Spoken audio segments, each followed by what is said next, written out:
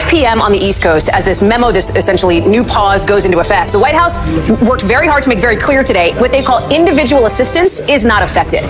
Trump appealed immediately, but make no mistake, if his legal strategy continues to collapse, he could eventually face jail time and separate criminal cases tied to the same pattern of conduct. This isn't speculation. It's the legal reality unfolding in parallel with the dismantling of his business empire. A New York court has now moved forward with enforcing a massive civil fraud judgment after Trump failed to stop it. What they don't want to have happen, the Trump administration doesn't want any workaround or attempt to intervene or impede those policy objectives of Donald Trump. And his emergency motions didn't just fail, they were rejected in language so blunt it stunned legal observers. The judge dismissed his claims as legally empty and accused his team of arguing in bad faith. The trigger wasn't politics. It was evidence. For years, investigators showed that Trump repeatedly inflated property values to secure loans and insurance, then deflated those same assets when it came time to pay taxes.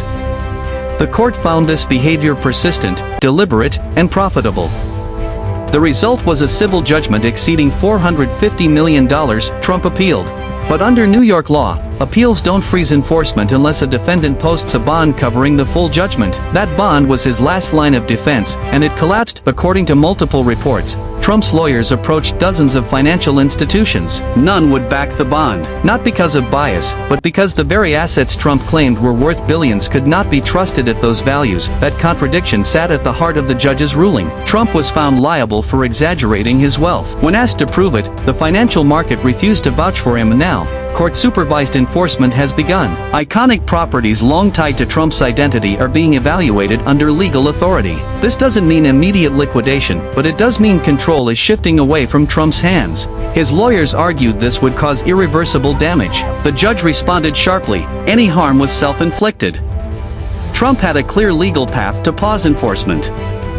He simply failed to meet it. The political persecution argument fared no better.